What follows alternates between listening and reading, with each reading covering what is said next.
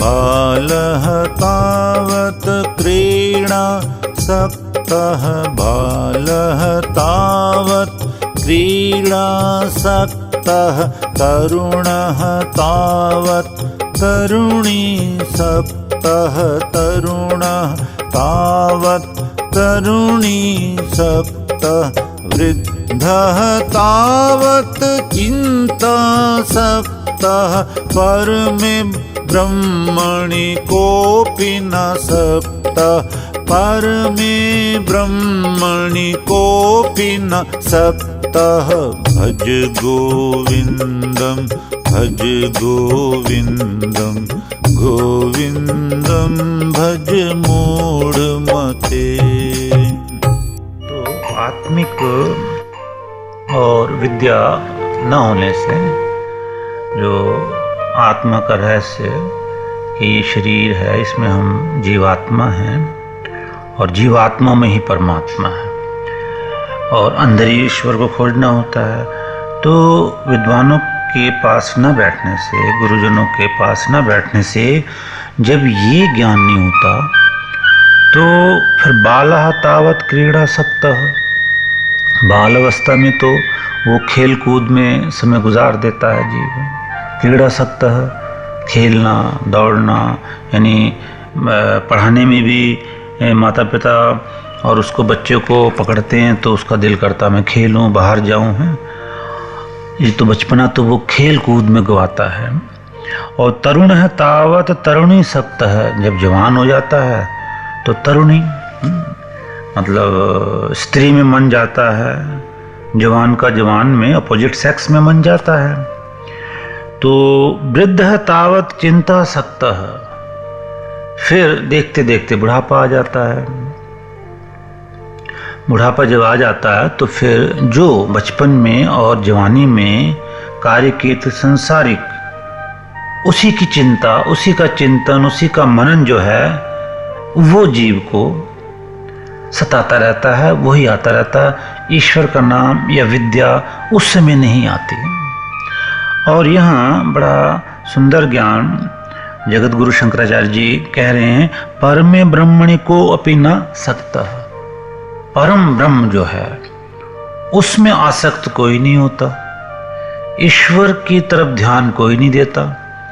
बचपन में ध्यान देता खेल कूद में, जवानी में ध्यान देता है विषय विकारों में, और वृद्ध जब हो जाता है तो चिंता में मगन हो जाता है।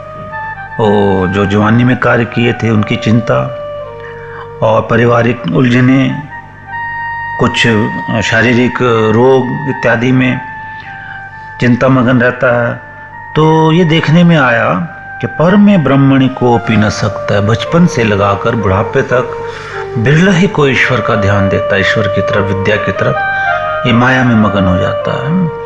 तो यहाँ ये विचार करना चाहिए कि बुढ़ापे में, जवानी में ही नहीं, ये तो वेद देखेंगे तो 6 वर्ष से 8 वर्ष की आयु में तो जीव का उपनयन संस्कार हो जाता था। भगवान राम हुए हैं, सीता हुई है, मदालसा हुई है, श्री कृष्ण हुए हैं, हरिश्चंद्र राजा हुए, वहाँ की प्रजा हुई है तीनों युगों की। तो बालक का 6 वर्ष और 8 वर्ष की आयु में उपनयन संस्कार, वेदारंभ संस्कार, विद्या आरंभ कर दी जाती थी। यानी भौतिक ज्ञान में विज्ञान इत्यादि, पढ़ाई इत्यादि, और आध्यात्मिक ज्ञान में वेद विद्या और योगाभ्यास इत्यादि, यज्ञ इत्यादि शुरू हो जाते थे 6 साल में। और ये देखने में आया है कि जितने भी मीरा हुई है, श्री राम हुए हैं, व्यास मुनि हुए हैं 11-12 साल की आयु में, बहुत ही मतलब जल्दी ही वो ब्रह्मस्थ हो गए थे। कृष्ण द्वैपायन इनका नाम रहा। तो ऋषियों के देश में जाकर ये बहते हुए पानी से पकड़े गए।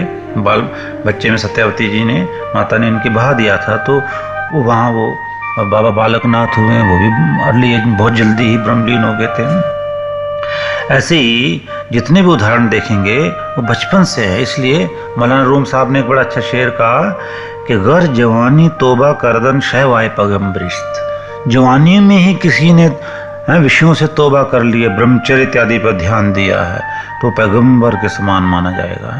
वक्त पीरी गुरु जालिम महेशवाद परहेजगार। गुरु बोलते भेड़िया बुढ़ा हो गया है, चला फिरा नहीं जा रहा, और भेड़ उसके सामने से निकल रही है। तो भेड़िया बुढ़ापे में कह रहा मैंने मांस खाना बंद कर दिया है। तो भेड़ कहती नहीं, तेरे बस का अब शिकार नहीं रहा है।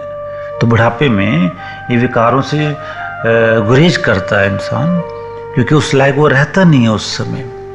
तो ये जो भजन है, ये जो विद्या है, आत्मिक रहस्य है, ज्ञान और विज्ञान दोनों की जो तरक्की है वो बचपन से शुरू होती है।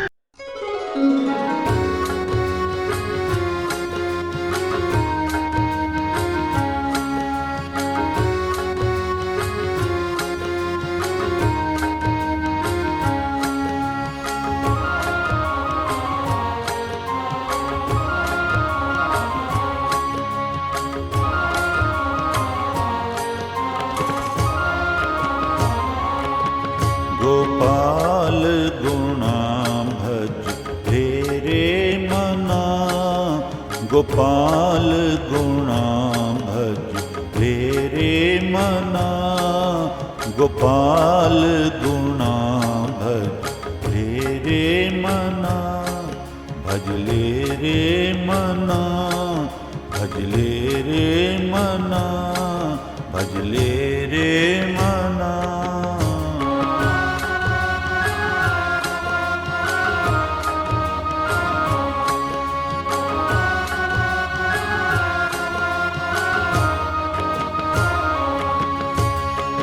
जो कृपालु तन मन धन दीनो, जो कृपालु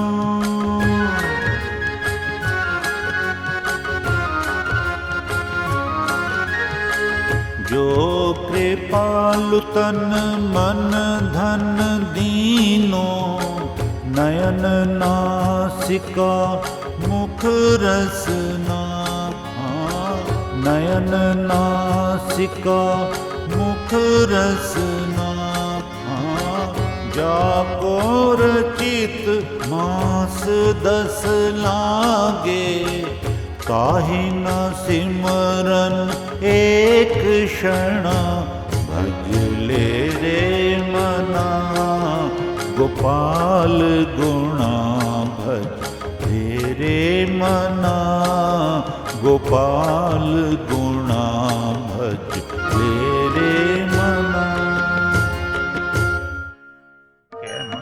इस ईश्वर ने तन मन ये ज्ञान इंद्रियां दी हैं, तो जीवात्मा को दी ना, जीवात्मा को ये शरीर ज्ञान इंद्रियां दी हैं, आँख कान, नाक से देखने के लिए, कान से सुनने के लिए, जुबान से चखने के लिए, नाक से सूंघने के लिए, और ये त्वचा जो स्किन से स्पर्श का ज्ञान, तो उसी के लिए समय नहीं निकाला। इसके लिए बाद का समय रख दिया कि बुढ़ापे में या बड़े होकर कर लेंगे।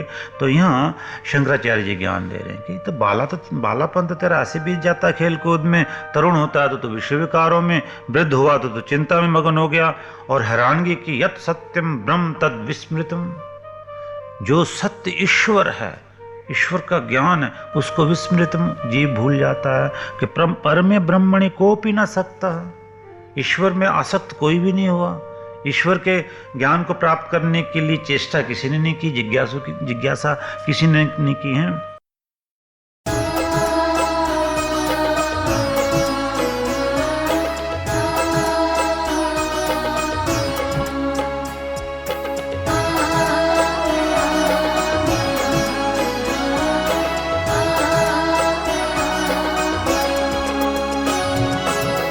माया की दीवार न तोड़ी, हरि से नाता तोड़ दिया, माया की दीवार न तोड़ी, हरि से नाता तोड़ दिया, कौड़ी को तो खूब संभाला, नाम रतन धन छोड़ दिया, माया की दीवार न तोड़ी, हरि से नाता तोड़ दिया, हरि से नाता तोड़ दिया।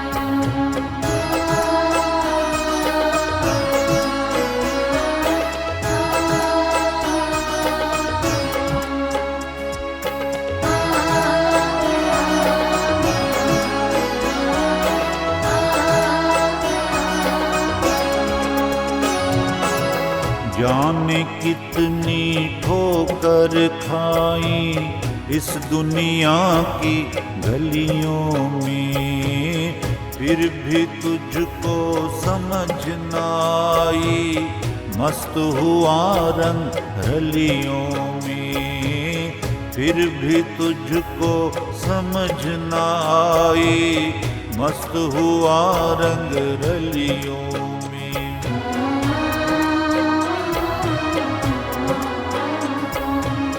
जाने कितने खार बिछे हैं चमन की गुलजार में, माया की दीवार न तोड़ी हरि से नाता तोड़ दिया।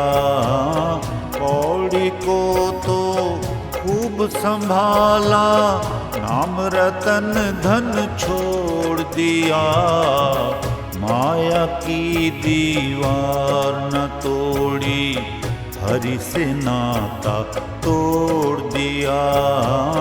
हरि से नाता तोड़ दिया। हरि से नाता तोड़ दिया। हरि से नाता तोड़ दिया। माया की जो ये विषय विकारों की दीवार नहीं तोड़ पाता जी, और जन्म जन्मांतरों से ये माया में लिप्त होकर दुखी है। तो परमे ब्रह्मणि को पी न सकते, ईश्वर की तरफ कोई नहीं जा रहा है, तो वो कैसे जाएगा? विद्वानों के पास जाके भज गोविंदम, भज गोविंदम, ईश्वर की सेवा करो। मतलब पूजा का अर्थ भी आदर मान सम्मान वेदों ने कहा, भज का मतलब सेवा। वो क्या सेवा है? देव पूजा संगति करण दानेशु, या जैसे वेद कहते हैं ओम कृतो स्मर क्लिबे स्मर कृतंग स्मर, ऐ प्राणी ओम स्मर, ईश्वर के नाम का स्मरण कर। क्लिबे स्मर, अपने स्वरूप का स्मरण करके तू शरीर नहीं है, तो जीवात्मा है, तो इसके लिए समय निकाल। परमे ब्रह्मणि, पर ब्रह्म, एक तो पर ब्रह्म होता है, एक शब्द ब्रह्म होता है। सरसैया पे लेटे और ज्ञान दे रहे हैं भीष्म पितामह, आया युधिष्ठिर। एक शब्द ब्रह्म है, वेदों के मंत्र जो है शब्द ब्रह्म है, और एक पर ब्रह्म है ज्योति स्वरूप परमेश्वर, निराकार परमेश्वर जिसने संसार रचा, वो पर ब्रह्म है। वो योगियों के हृदय में प्रकट होता है समाधि अवस्था में, ऋषियों के। और पहले जो शब्द ब्रह्म में पारंगत होता है वो पर ब्रह्म पा जाता है। युधिष्ठिर, शांति पर्व के वाक्य हैं। तो पर ब्रह्म की इच्छा करो, और वो सांसारिक भौतिक तरक्की के साथ साथ। और वो कैसे? भज गोविंदम, भज गोविंद।